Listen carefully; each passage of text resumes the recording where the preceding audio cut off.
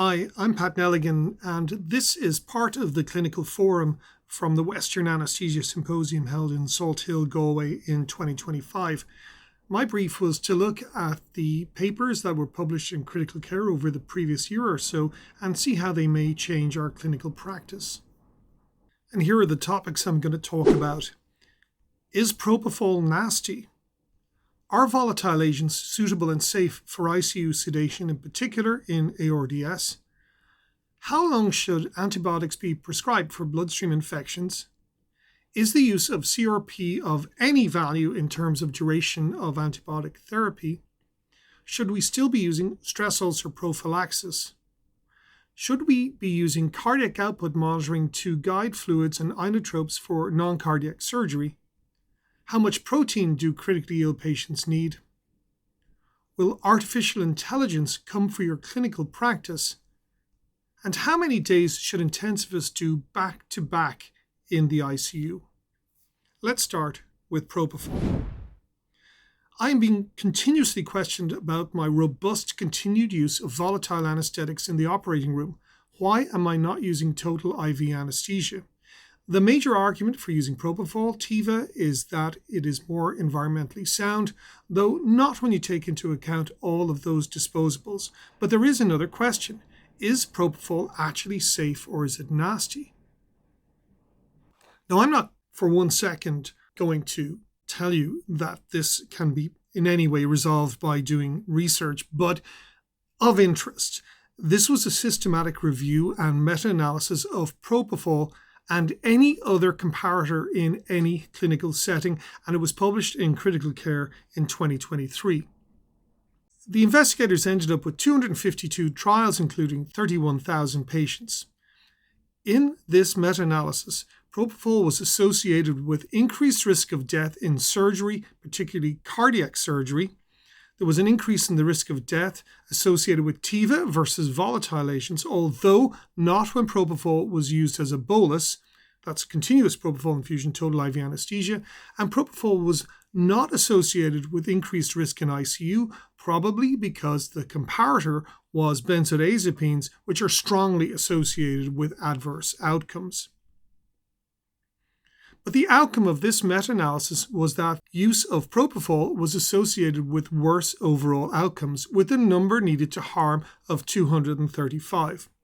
Now, I have anesthetized more than 235 patients this year, and nobody has died yet that I'm aware of. So this is curious, but just be a little bit careful with these data. But if you're an anti-Tiva person, this is a weapon that you can use against them. But what about volatile agents for ICU sedation? In the ICU, Propofol reigns supreme as the primary model of sedation. Essentially, patients early in their ICU stay receive total intravenous anesthesia, but it is possible to give them volatile agents. This is the Seconda device. It's a renamed Anaconda, which is used as an inline vaporizer in the ICU. The volatile agent is delivered through a syringe driver at a rate adjusted to the RAS score, that's the Richmond Agitation Sedation score, and expired vapor is then captured from the exhaust port of the vaporizer in a fluoro-absorbed system. The Germans, who love Tiva, seem to have decided that volatiles are great sedatives in the ICU, a bit like methoxyfluorine in ambulances and in the ED. And a few years ago, they published a trial in that well-known anesthesia journal, The Lancet Respiratory Medicine, looking at isoflurane versus Propofol in the ICU. They found that iso was pretty good at achieving sedation goals. But more importantly, they were able to show that for short-term sedation, targets were achieved quickly and they were able to wake the patients up more rapidly and get them breathing more quickly. So it looked like isoflurane using this device may be a bit of a winner in the ICU. This was one of 9 trials conducted on volatiles in the ICU over a series of years, and of course, this generated a meta-analysis. That was published in another anesthesia journal, Annals of Thoracic Medicine. They found that when a volatile agent was used, SIVO or ISO versus IV sedation, midazolam or Propofol, Compared with IV sedation, the volatile agents shortened the time to awakening, shortened the time to extubation, shortened the duration of ICU stay, and the duration of mechanical ventilation. And who doesn't love that? So it was time to do a large randomized controlled trial. That trial was the CSER trial that was presented in Brussels in mid-March 2025 and published online in JAMA. And this trial was a study of sevoflurane versus propofol in ARDS. They chose a curious cohort because personally I don't understand why you would choose patients with ARDS for reasons that I'll explain in a minute. But the patients were sedated, a euphemism for anesthesia, one or the other for 7 days. And the patients who were receiving sevoflurane could get top-up sedation with propofol, although a lot of the time I'm not really sure why you would need to do this because we don't do this in the operating room. The primary endpoint was alive and vent-free at day 28. They also looked at survival, acute kidney injury, arrhythmias, malignant hyperthermia, propofol infusion syndrome, all the kind of things you would expect researchers in the ICU to look at. 687 patients were enrolled in France, and the patients had pretty impressive hypoxemia with a median PF ratio, PaO2, FiO2 ratio of around 110. 55% of these had pneumonia, and they were sedated deeply to a RASS of -4 for 48 hours, and the majority of these patients received cisatracurium for neuromuscular blockade. So deep sedation, as you would expect early in ARDS, patients are quite hypoxemic. I'm surprised that not all of the patients were paralyzed with this degree of hypoxemia, but there is some interinstitutional differences. Let's look at the results. Patients in the sevoflurane group, they were on the ventilator for 2 more days than the patients who got propofol. They had higher 90-day mortality, 53% versus 44%, and absolute risk increase of 9%, number needed to injure of 11. And outcomes were worse for the type of ARDS that we see these days, non-COVID. Sevo patients had higher plasma lactate levels, required more noradrenaline in the first 7 days, and Sevo patients had a higher incidence of acute kidney injury associated with nephrogenic diabetes insipidus, presumably associated with fluoride toxicity, and they had a couple of cases of malignant hyperthermia, and had higher PaCO2s, presumably associated with the increased dead space with the device. And this is the cumulative incidence of death over 90 days, and most of the problems seem to have arisen in the first 7 days. So when you compare the two groups, this is where the problems arose. Probably excessive sedation associated with sevoflurane during that window. Why do you think that these patients did more poorly with sevoflurane? Firstly, there was new technology. Several hospitals only enrolled a few patients. There was no measurement of inspired or expired sevoflurane, as anesthesiologists would do in the operating room. 60% of patients or more had neuromuscular blockade for more than 6 days, and you wonder how the depth of anesthesia was actually evaluated. And the higher doses of pressors given to the patients in the sevoflurane group suggest perhaps they were being overdosed with sevoflurane. This is toxicity. And so I think you need to be a little bit careful of being too judgmental about the use of volatile agents in critical care based on this paper. But it is probably not an appropriate drug to be giving patients who have ARDS where long-term sedation is almost certainly required. We do micro or ID rounds in the ICU every day, and one of the inevitable talking points is how long we should be giving IV antibiotics for confirmed bloodstream infections, 7 days or 14 days, and thankfully this has now been resolved. This is the BALANCE trial that was published in the New England Journal in November 2024. It came from Canada, Australia, and New Zealand. And it was a trial of non-inferiority. Now, that term is the flavor of the month. These kind of trials are being used to actually show no difference in outcomes, as it seems to be the case that in all big ICU trials these days, no differences are shown, but spun in such a way that it shows a positive result. So patients were randomly assigned to either get 7 or 14 days of antibiotics where they had confirmed bloodstream infections, and that excluded certain types of infections, immunosuppressed patients, neutropenic sepsis, or where, for example, there was prolonged treatment required for endocarditis, or where contaminants were present or Staph aureus, curiously, was present. The primary outcome was death at 90 days after the bloodstream infection was identified, 74 hospitals, 7 countries, 3,608 patients.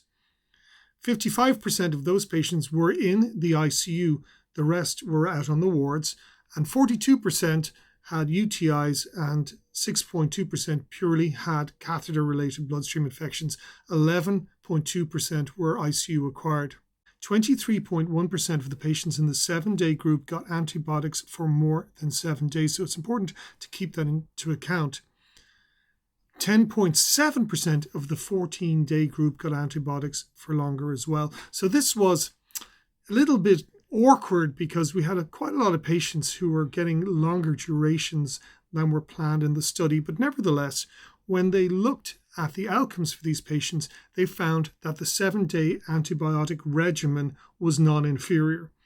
So my take from this is that we should plan for 7 days only of antibiotics and only consider them if we have some reason to believe that the patient will need antibiotics for longer. But how do we decide to give patients antibiotics for longer outside, endovascular grafts, transplant patients, patients with septic arthritis and all that kind of stuff? And what we've traditionally done is use some marker of inflammation to suggest that infection, or at least inflammation, is still around. And in our ICU, what we use for that is CRP. CRP is a acute phase reactant protein that is produced in states of inflammation, so it's not specific for infection. This particular study, the ADAPT sepsis trial that was published in JAMA in 2025, looked at the use of 3 different approaches to following infection using so-called biomarkers or inflammatory proteins. So it's a big UK study of 2,760 patients in different ICUs, in different hospitals, in patients who were expected to get antibiotics for at least 72 hours. And it went on from January 2018 until June 2024. Obviously, there was a bit of a break in between because of COVID. And there were 3 groups in the study.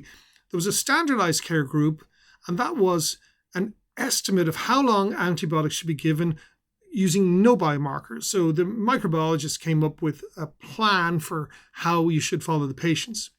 The second group had their care based on the use of procalcitonin, and the third had their care based on CRP. The primary outcome was antibiotic duration, secondary outcome was 28-day mortality, and there was 2,760 patients enrolled, about 10 patients per year per hospital. Procalcitonin guided therapy resulted in 1 fewer day of antibiotics than either the standard, that's the no biomarker group, or the CRP group. There was no difference between what the microbiologist thought you should give the patient versus using CRP. So CRP was no better than a guesstimate, and no approach reduced 30-day mortality as one would expect. If you look carefully, overall, it seems that procalcitonin is a superior marker for following infection and deciding when to stop antibiotics. And I suggest that perhaps this is the marker that we should be using in our ICU and in others around the country. When I mention stress ulcer prophylaxis, everybody yawns. And that's because it seems to be such a boring topic from decades ago. And everybody thinks that this topic was resolved back in the 1990s with 2 papers published by Deborah Cook in the New England Journal in 1994 and 1998. But if you look at the papers that were published, the trial that everybody quotes was looking at sucralfate versus ranitidine. That's a H2 receptor antagonist. This is a drug that I haven't seen prescribed for anybody in decades. And it seemed from that paper that yes, we did get not an insignificant amount of stress ulceration in the ICU, and that ranitidine was better than sucralfate. But of course, everybody uses a proton pump inhibitor these days for their patients. And in our ICU, we use pantoprazole. So Deb Cook's group have gone back and they've got the old team together again to look at what happens these days in patients receiving mechanical ventilation. Are they still at risk for developing stress ulcers because the care is so much better now, and we tend to use enteral feeds that coat the stomach much earlier? And also, people are still worried about the risk of deacidifying the stomach and ventilator-associated pneumonia.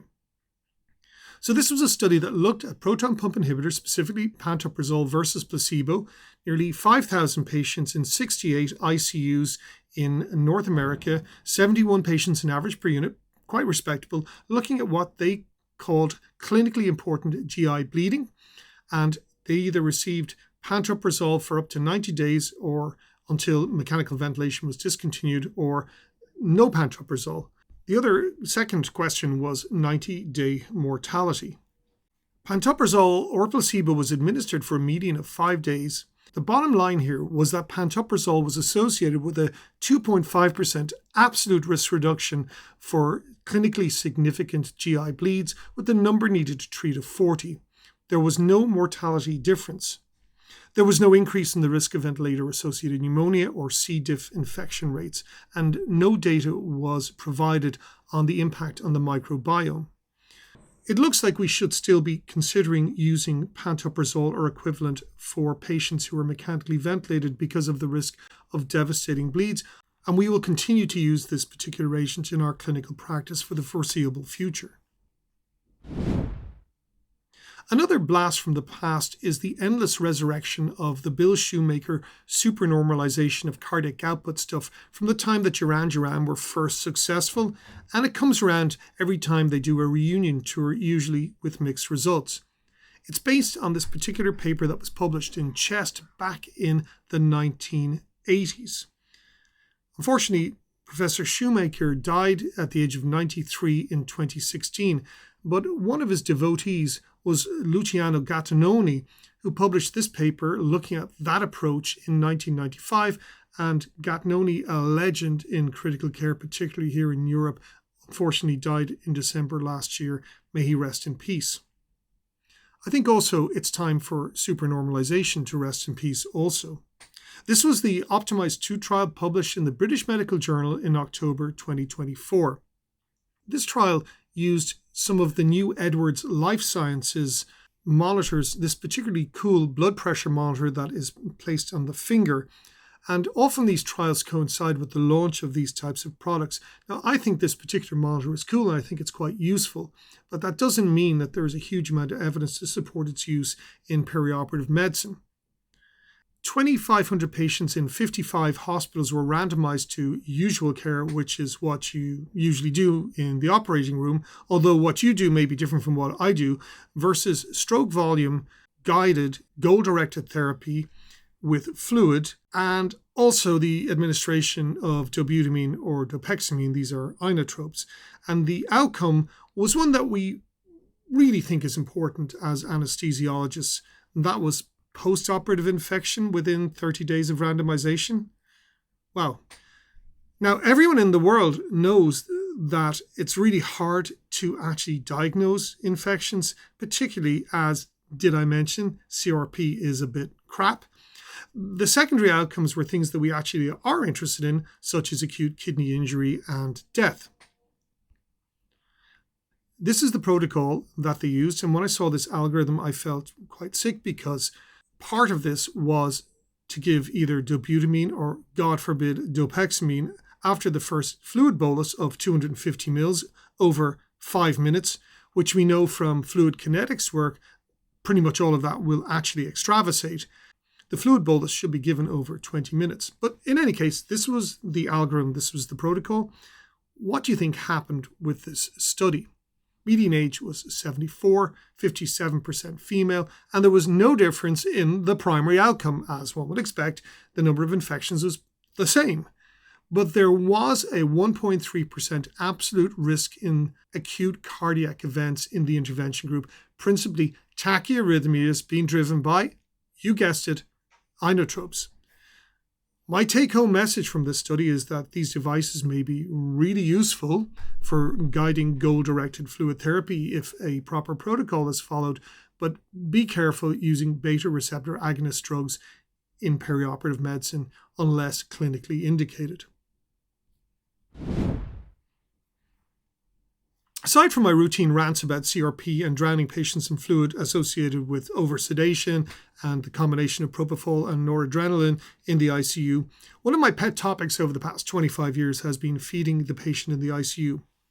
I've written a couple of book chapters on this topic and review articles in such obscure publications that even ChatGPT can't find them. But my main source of interest in this topic has been protein, particularly critical illness cachexia. And what we do know is that patients in early critical illness seem to lose a huge amount of lean body mass, and that the body uses protein as a primary energy source for glucose via gluconeogenesis in that time. It seems that patients need protein to fight the infections or to launch an inflammatory response. And most of us believed very strongly that we needed to give our patients more protein so that they'd use that protein given exogenously over their own auto-cannibalism of their skeletal muscle and their heart and their diaphragm to stop them from wasting in critical care. And this has been recommended in all guidelines. And the dose of protein in the European and the American guidelines is 2 grams per kilo per day. The problem with this approach is that it was unproven and it disregards the problem of autophagy. That is the body's recycling system where damaged tissue products are metabolized for energy. And it has been proposed that early feeding with too many calories and too much protein may impact autophagy, resulting in the accumulation of potentially toxic anionic waste products and may worsen clinical outcomes. So let's look at the data that is now being published for high protein intake in early critical care. The EFFORT protein trial was published in The Lancet in 2023. It was a registry-based pragmatic trial of 1,329 patients who were mechanically ventilated in 85 ICUs across 15 countries. The patients were randomized to 1.2 grams per kilo or less of protein early in critical care versus 2.2 grams per kilo. The investigators were not able to show any difference in hospital discharge time or mortality, but there seemed to be an increase in mortality associated with acute kidney injury in patients who were given higher doses of protein early in critical illness. And that's interesting because more junk products accumulate associated with both protein intake and autophagy, which will cause a metabolic acidosis and drive up the urea and all of the other markers that we associated with acute kidney injury. Simultaneously, a group from the Netherlands and Belgium performed a double-blind trial of high versus low protein intake in critical care, and they used a validated quality of life scoring system, and this was the PRECISE trial. Again, it was a trial of 2 grams per kilo per day versus 1.3 grams per kilo per day of protein in mechanically ventilated ICU patients. But the patients got the same amount of calories irrespective of the protein intake, and they used this EuroQol 5-dimension 5 health utility score at 30 days, 90 days, and 180 days after randomization. And the study was performed for 2.5 years with nearly 1,000 patients enrolled. What's nice about this trial is you can see that the energy intake was roughly equal between the two groups. That's on the left panel. The standard protein group is in green and the high protein group is in red. And when you look at the protein intake, clearly the patients in the high protein group got significantly more protein than the other group. How did this protein intake affect quality of life?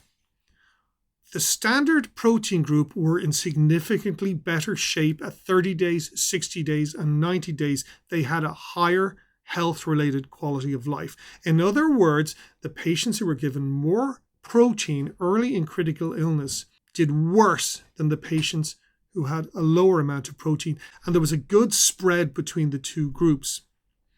Interestingly, also, the patients in the high protein group had more gastrointestinal complications. So right now, what I've learned from these two studies is that pushing protein in early critical illness may be a negative thing to do for our patients, and we need to hold back till after 7 days before we start giving patients these high doses of protein.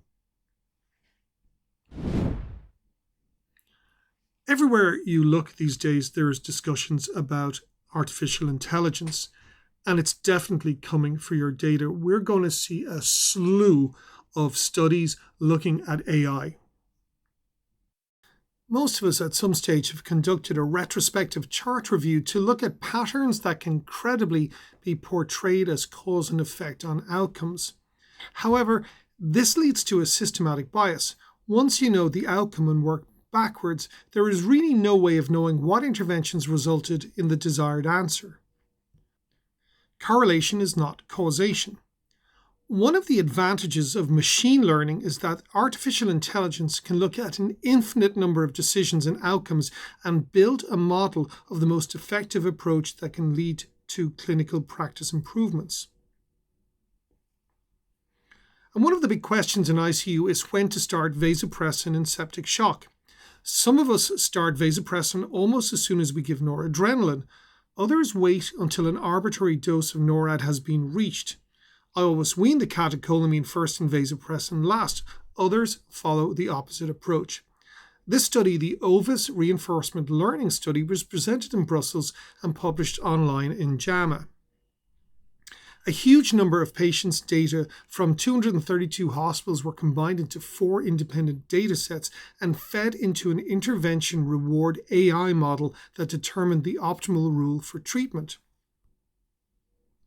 Then that model was applied to the outcomes from those data and demonstrated better outcomes in terms of hospital mortality, multi-organ failure, and metabolic disruption manifest by the lactate level.